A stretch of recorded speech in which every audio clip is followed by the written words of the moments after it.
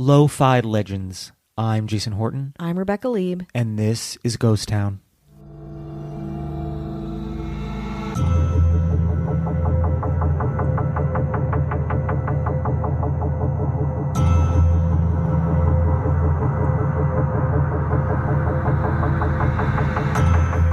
Ever impractical, expensive, and fairly useless, we love a music video.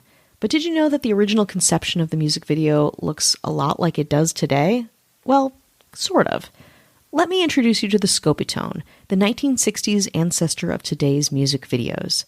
Distributed on 16mm film with a magnetic soundtrack, this exciting new technological breakthrough was made to bring a visual form of music to the masses, by way of X-rated film houses, Doris Day, and even the mob. But as soon as the craze seemed to dominate the world, by the end of the 1960s, this expensive and unwieldy fad completely disappeared. Today, we're talking about the Scoptione, the world's first music video. Though they're impractical, outdated, and somewhat useless, we love, we adore, we find nostalgia in music videos. The first Scopitones, or soundies, were made in France by a company called Camca. They were crude 16mm short films meant to be played on a specific type of machine, a giant Scopitone film jukebox. But this wasn't the first incarnation of a machine like this, just the first public one. The first Scopitone prototypes were built in the United States in the late 30s, and were discontinued because of the demand for raw materials during World War II. But new Scopitone coin machines, made in France and then in Italy, were a flashy upgrade of the old.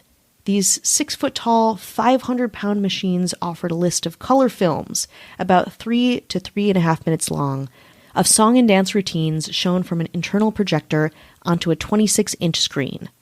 Often the Scopitone film jukeboxes had a large awning or partition around the screen so people could watch their selected Scopitone film in complete privacy. Said to be the future of music and film, the Scopitone craze spread to West Germany, where the Kessler sisters burst out of twin steamer trunks to sing Quando Quando, a Scopitone I actually got to see during a screening of Scopitones at the Center for Philosophical Research in Los Angeles earlier this year. Don't mean to brag, but it was incredible. Scopitone film jukeboxes were sold mostly to European bars and coffee shops, and by 1964, thousands were all over Europe. But not just Europe. At that point, they had hit the United States, and at the helm of American Scopitone distribution was George Wood, who at the time headed the New York office of William Morris, a major talent agency that of course still exists today. Woods fought hard for the rights to the American distribution of the Scopitone and went to New York and New Jersey organized crime bosses to secure the money for Scopitone deals and to help with distribution. But New York City police detectives working for the district attorney's office were on to him for a while and planted a bug in William Morris to listen in on his dealings with mobsters. The DA also wiretapped the phone in the married and philandering Woods' bachelor apartment. The FBI and DA were on to Woods even when he signed a deal with Debbie Reynolds and her company, Telesign, who collectively also brokered some Scopitones deals with Wood and, of course, his mob bosses. At their height, there were about 500,000 Scopitones in the United States, typically running for a nickel a song and selling to each establishment at an added low cost of $3,500 apiece, which would be over $33,000 today. Most American Scopitones were deliberately sold to cocktail lounges and adult establishments, in part because their content, quite honestly, was pretty sexualized and adult, and in part to avoid competition with the jukebox industry for the teen audience, and in part because that's where the mob could do business. And yet, rumor had it that a Scopitone was reportedly installed at the White House. Several well-known acts of the 1960s appear in Scopitone films, ranging from the earlier parts of the decade, like Neil Sedaka's Calendar Girl, to Bobby V's The Night Has 1,000 Eyes, to Procol Harum's A Whiter Shade of Pale. In one Scopitone recording, Dionne Warwick lays on a white shag rug with an offstage fan, urging her to sing Walk On By. Another had Nancy Sinatra and a troupe of go-go girls shimmy to These Boots Were Made for Walkin'. Scopitones drew inspiration from burlesque, presentational theater, and in my opinion, synchronized swimming, creating these cheeky, strangely high yet hollow production-valued pieces of musical performance laced in sexuality. For example, many of the Scopitones I watched at the Center for Philosophical Research would overtly cut to parts of a woman's body. One Scopitone I remember specifically was a woman dressed as a sexy spider, getting all kinds of phallic objects, and even men, whole men, all stuck in her web. We'll get into more titular details of the Scopitone after this break. In her 1964 essay Notes on Camp, Susan Sontag identified Scopitone films as, quote, part of the canon of camp. And indeed they were, which deterred the most popular British or American groups and acts from participating.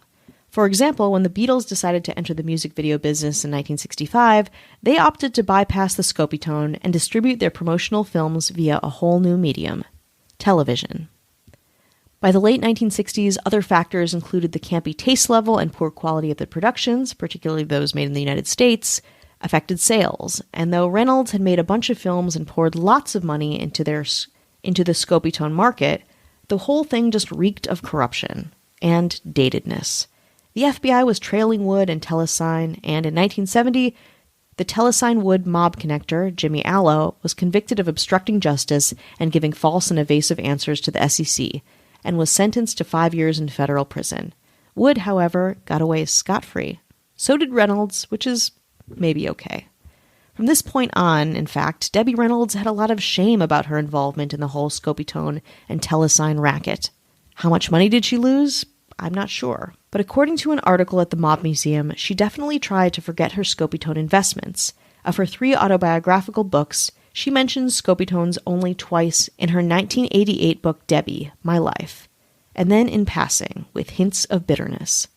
The last official film for a Scopitone was made at the end of 1978, pretty late, with machines shutting down and being sold for parts all over the world.